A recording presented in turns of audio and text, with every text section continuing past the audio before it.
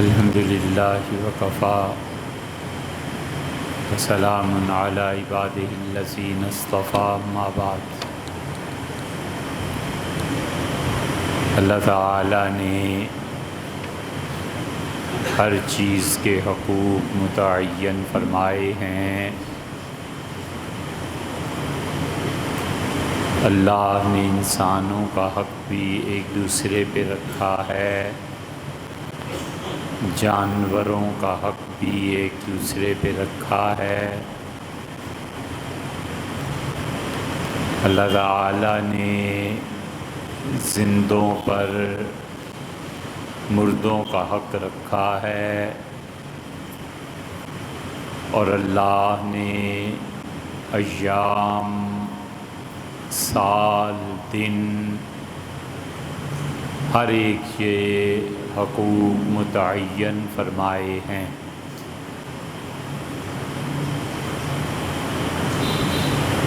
ایک چیز ہے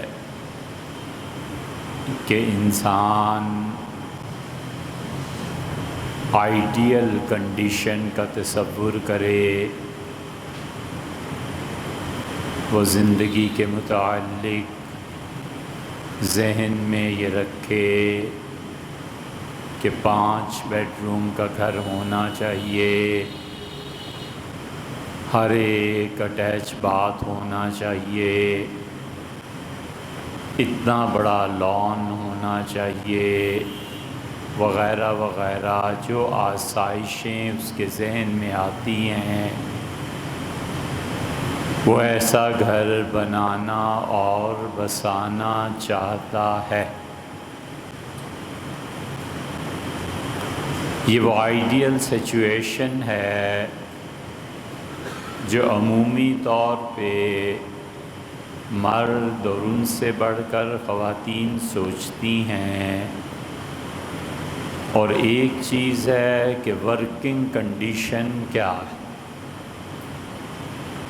انسان کو ہمیشہ ورکنگ کنڈیشن پہ رہنا چاہیے کہ گھر تو 5 بیڈ کا ہونا چاہیے، مگر میری چادر پھیلانے کے لیے پاؤں اتنی اجازت دیتے ہیں کہ 3 مرلے میں گھر بنایا جائے، تو بجائے اس کے کہ میں اپنی صلاحیتیں فضول کاموں میں ضائع کروں، جو وقت کی ضرورت ہے اس کو پورا کروں۔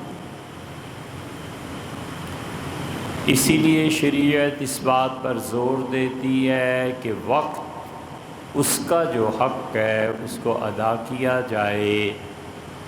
اب وقت یہ ہے کہ اہلیہ تکلیف میں ہیں، شوہر تکلیف میں ہے، اور تہجد کا وقت ہے اور اسے اسپتال لے کر جانا ہے، تو اس وقت تہجد پڑھنے سے کہیں زیادہ اللہ کا قرب دلانے کی بات یہ ہے کہ اس وقت جو مریض ہے اسے ہسپتال پہنچایا جائے۔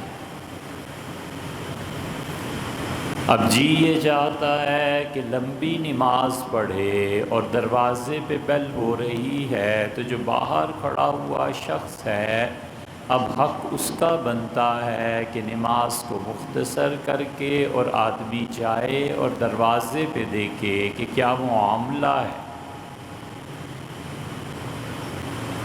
ایسے ہی جی یہ چاہتا ہے کہ اللہ کی راہ میں خرچ کرے، مگر حق اس کا یہ بنتا ہے کہ اللہ کی راہ میں خرچ کرے، مگر اس جی چاہنے کے باوجود اسے پتہ ہے کہ آگے گھر کا کرایہ بھی ہے اور بچوں کی تعلیم بھی ہے، تو وقت کا تقاضا یہ ہے کہ وہ اپنے پیسے کو جمع کرے، اور چاہیے کہ وہ اس کو جمع کرے تاکہ کسی سے بھیک نہ مانگنی پڑے۔ مسجد آتا ہے اور بغیر اس پرواہ کے کہ اس مسجد کے اخراجات کہاں سے پورے ہوتے ہیں، یہ رنگ روغن کہاں سے ہوتا ہے، یہ پردے اور یہ فرش اور قالین اور یہ سب چیزیں کہاں سے ہوتی ہیں، اور وہ بڑا خوش ہے کہ اس نے نماز پڑھی، یقیناً یہ بہت اچھا کام کیا، لیکن وقت کا تقاضا یہ ہے کہ وہ توفیق کے مطابق 5، 10، 20، 50، 100 روپے اس جگہ پہ ڈال دے کہ آخر اس مسجد کو میں استعمال کرتا ہوں، اس کا بھی کوئی حق بنتا ہے، اور وقت کا تقاضا یہ ہے کہ میں اس حق کو پورا کروں۔ اسی لیے یہ جو تعلیم حضرت رسالت پناہ صلی اللہ علیہ وسلم نے صحابہ کرام رضی اللہ عنہم کو دی تھی، اس کے نتیجے میں وہ ایک دوسرے کے مددگار تھے، ایک دوسرے کی حمایت کرنے والے تھے۔ کسی فیصلے کے متعلق اگر انہیں محسوس ہوتا تھا کہ یہ فیصلہ درست نہیں ہے تو سمجھاتے تھے، خلیفہ وقت اسے تبدیل کر دیتے تھے۔ تمام مسلمان ایک دوسرے کا خیال رکھنے والے تھے۔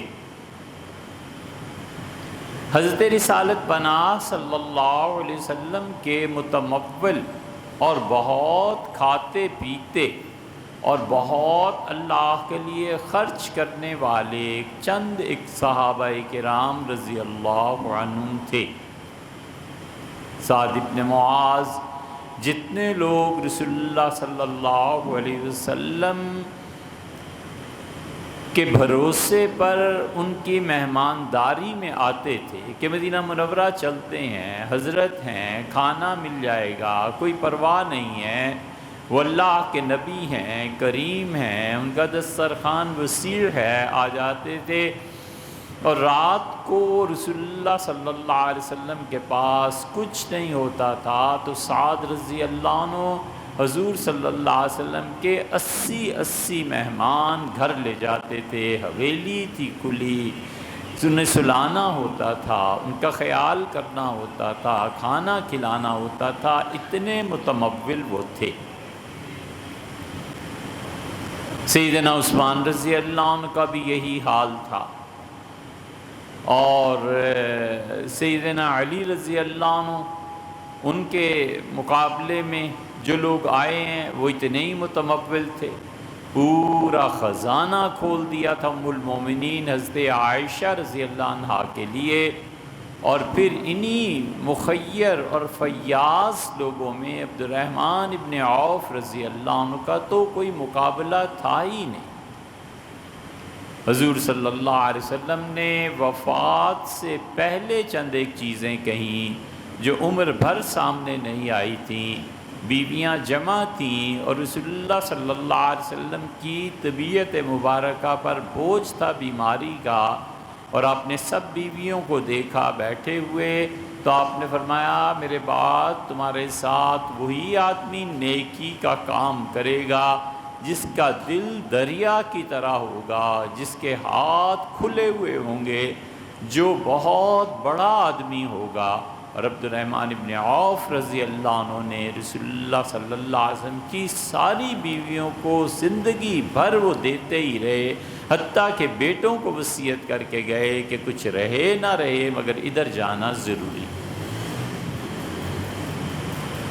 وفات کے مرض میں عبد الرحمن ابن عوف رضی اللہ عنہ نے کسی وجہ سے اپنی ایک بیوی کو طلاق دی،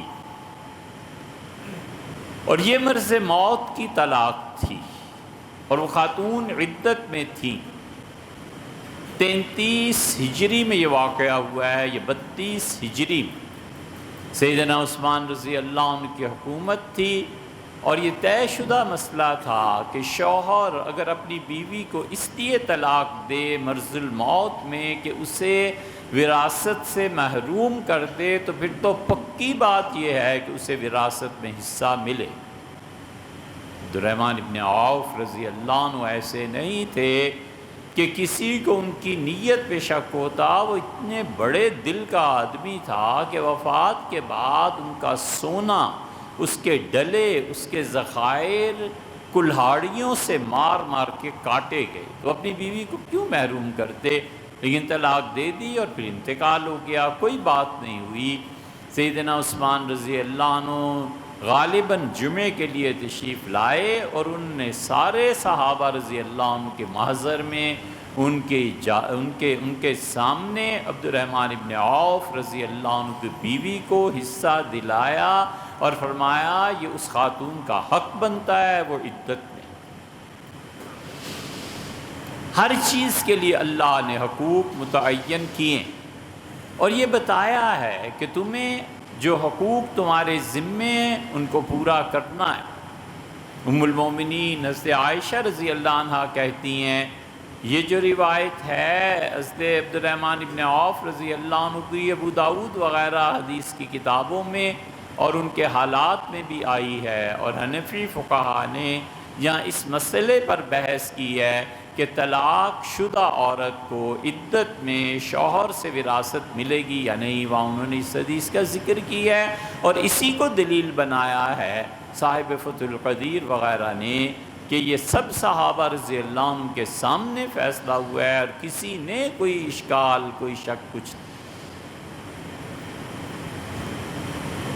ابن حبان میں یہ حدیث آئی ہے، سے عائشہ رضی اللہ عنہ فرماتی ہیں کہ وفات کے مرض میں حضور صلی اللہ علیہ وسلم کی طبیعت مبارکہ ایک دن بہت خوش تھے، تو اس خوشی میں اضافے کے لیے، اور جیسے ایک محبوبہ بیوی کا تعلق اس کے شوہر سے اور مہربان شوہر کا تعلق اس کے اپنی بیوی سے ہوتا ہے، میں نے کہا اللہ کے رسول آپ میرے لیے دعا مانگتے ہیں، تو حضور صلی اللہ علیہ وسلم نے مجھے دیکھا، خوش ہوئے اور فرمایا میں تمہارے لیے بالکل دعا مانگتا ہوں۔ میں نے عرض کیا کیا دعا میرے لیے مانگتے ہیں؟ تو آپ نے فرمایا میں اللہ سے کہتا ہوں کہ اللہم اغفر لعائشہ، اللہ عائشہ کی ساری خطائیں معاف فرما، ما تقدم من ذنبہا وما تأخر، میری جو پچھلی زندگی میں آج سے پہلے جو اس سے کوئی خطا ہو گئی ہو اور جو آئندہ ہو گئی ہو، وما اسرت وما اعلنت، اور جو تنہائی میں اس سے تیری کوئی نافرمانی ہو گئی ہو اور جو لوگوں کے سامنے ہو گئی ہو، اللہ عائشہ کے سارے گناہ معاف کر دے۔ ام المومنین رضی اللہ عنہ کہتے ہیں میں اتنی خوش ہوئی، اتنی ہنسی کہ میں لیٹی ہوئی تھی، میں نے اپنا سر رسول اللہ صلی اللہ علیہ وسلم کی گود میں رکھ دیا، اور آپ نے فرمایا عائشہ تم بہت خوش ہو؟ میں نے کہا جی میں بہت خوش ہوں، آپ کی بہت بہترین دعا مجھے ملی۔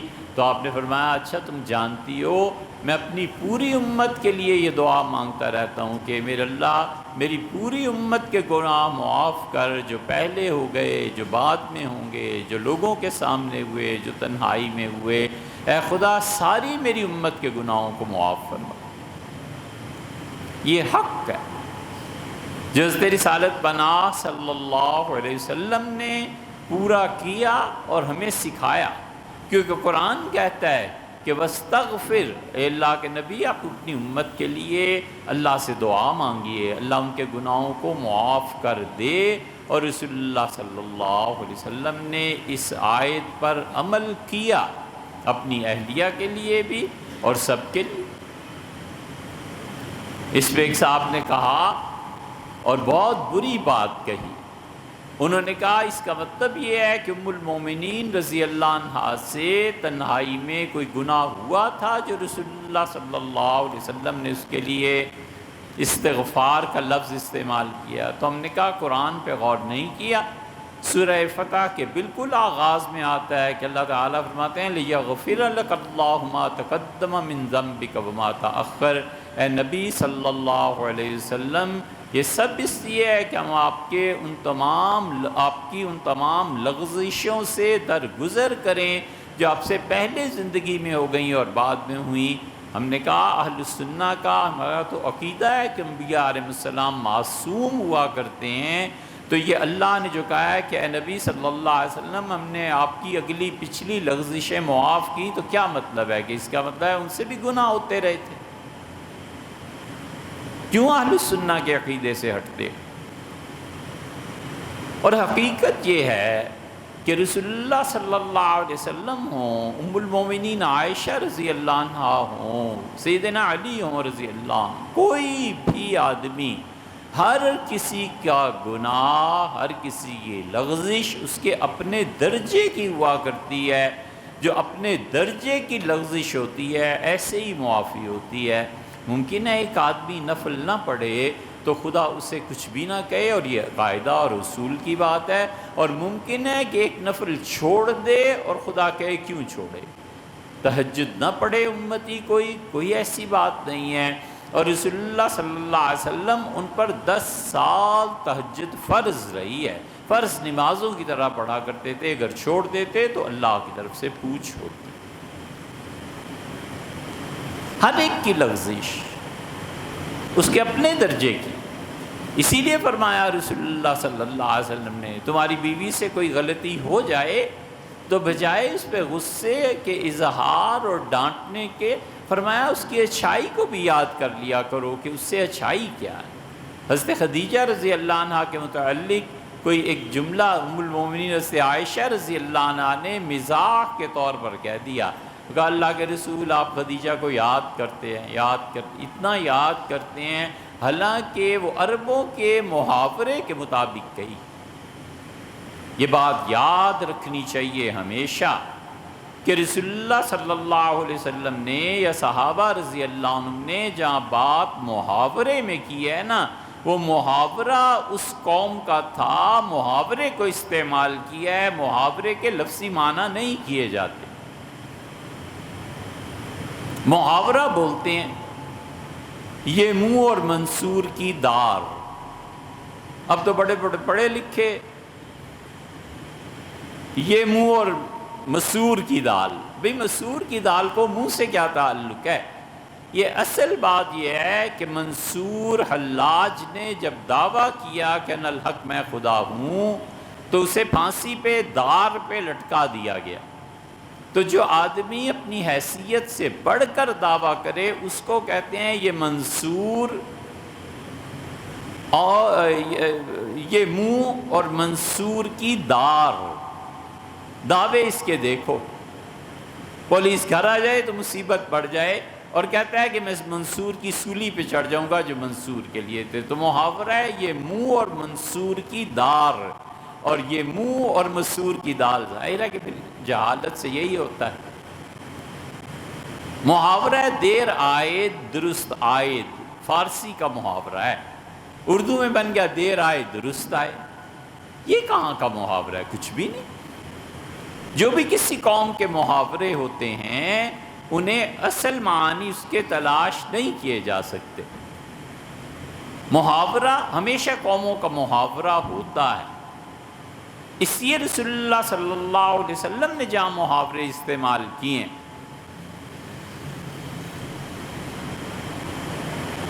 کپاس نہ سود، جلاہے سے لٹھم لٹھا، یہ محاورہ ہے نا.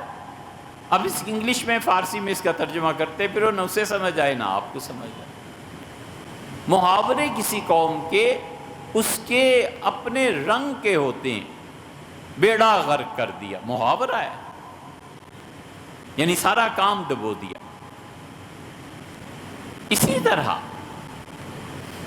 ام المومنین سے عائشہ رضی اللہ عنہ کا، صحابہ کرام رضی اللہ عنہم کا، حضور اقدس صلی اللہ علیہ وسلم نے کئی جگہ پہ محاورے استعمال کیے ہیں.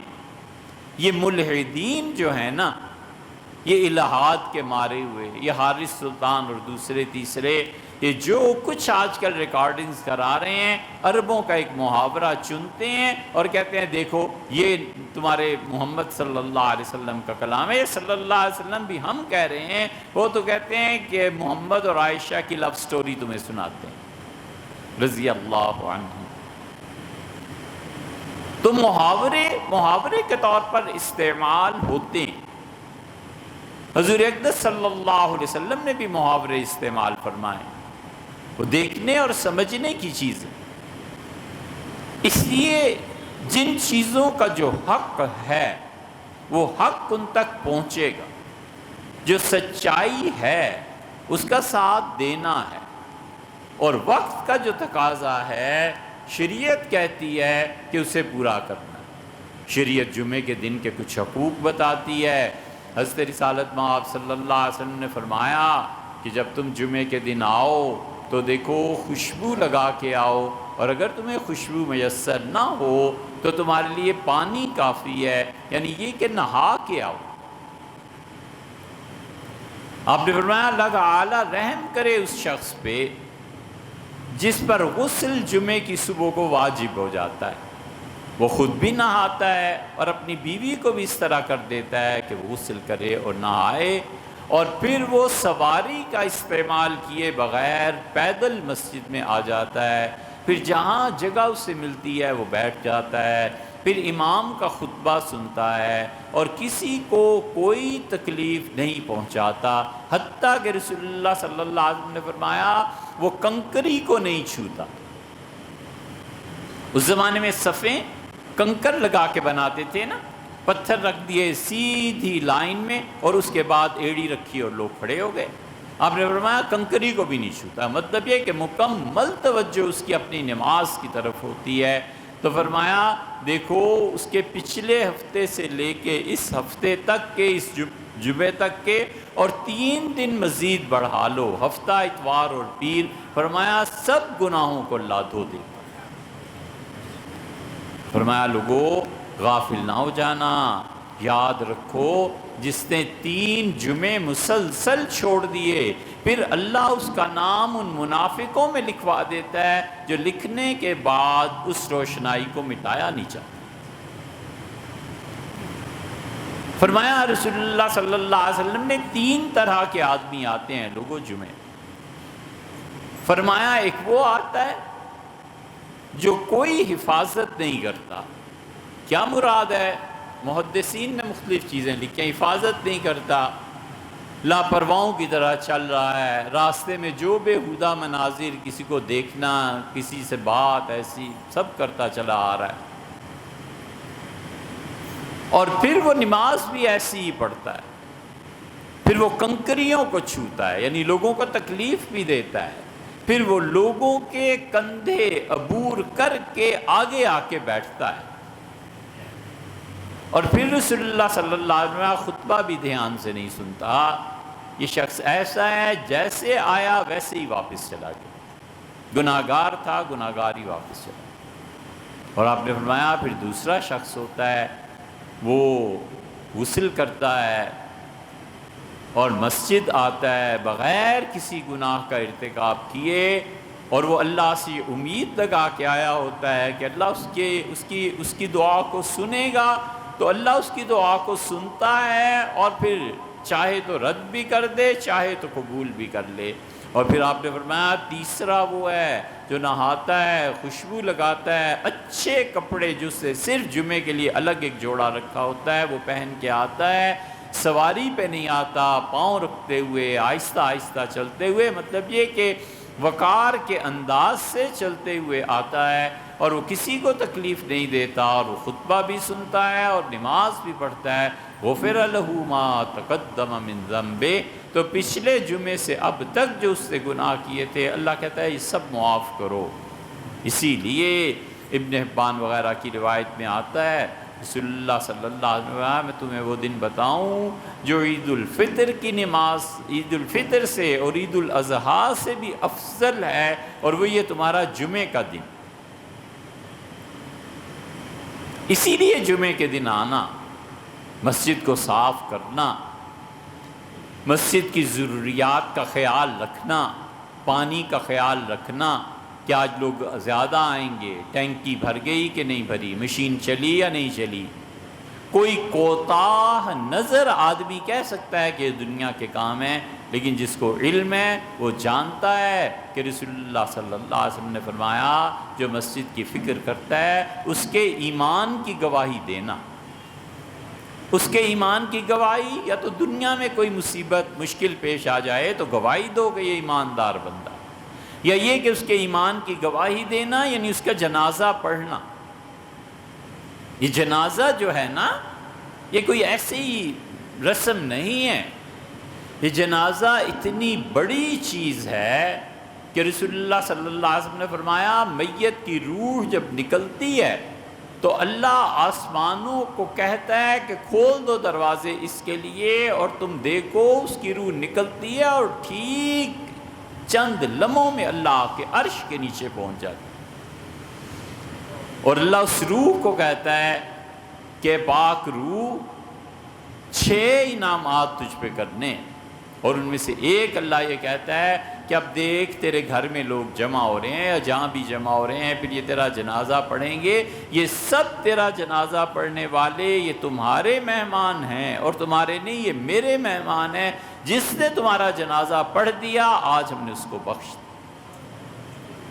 یہ کوئی چھوٹی چیز نہیں، اس لیے ایمان کی گواہی دیتا ہے۔ ایک مسجد کا خادم ہے، کچھ نہیں بیچارہ، نہ اس کی حکومت، نہ دولت، نہ شہرت، نہ کچھ اور چیز، جڑا ہوا ہے مسجد کے ساتھ، نمازیوں کا خیال، قالین، مصلی کیسے بچھے گا، کیا ہوگا، ٹھنڈک، گرمی، یہ وہ سب چیزیں، یہ دنیا کے کام نہیں، وہ تو اس مقام پر جا رہا ہے کہ اس کے ایمان کی گواہی دینی ہے، اور وہ آدمی ہماری بخشش کا سامان بن جائے گا۔ اگر جنازہ پڑھیں گے تو اسے کہا جائے گا کہ تیرے مہمان نہیں ہمارے ہیں، اور ہم نے سب کو بخش دیا۔ اس سے بڑی مہمان نوازی کیا ہو؟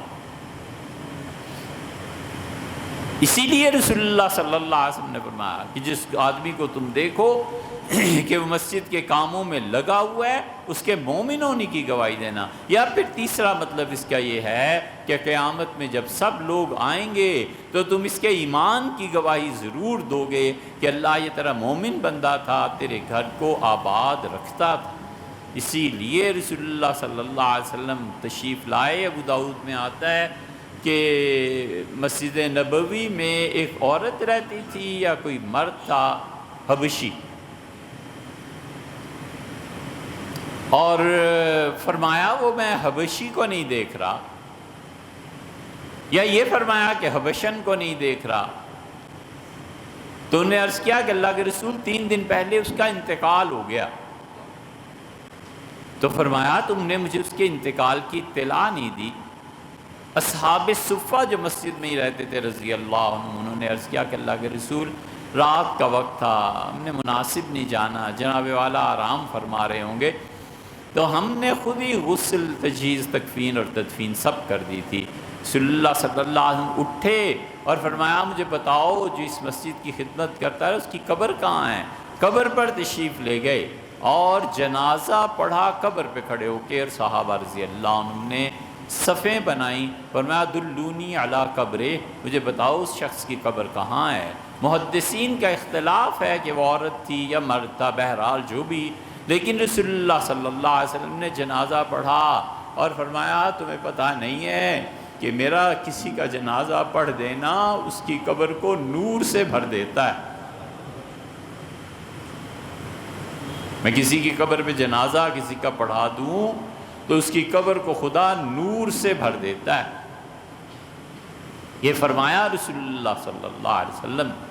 اسی لیے حنفی فقہا نے یہیں سے یہ مسئلہ نکالا ہے کہ جو شخص بغیر جنازے کے دفن کر دیا گیا 3 دن 3 رات تک اس کی قبر پہ جنازہ پڑھا جا سکتا ہے، پڑھنا چاہیے، بلکہ پڑھا کیا جا سکتا ہے، پڑھنا چاہیے تاکہ اس کا حق ادا ہو جائے، کیونکہ 3 دن تک میت کا جسم نہیں پھٹتا، وہ ناپاک نہیں ہو۔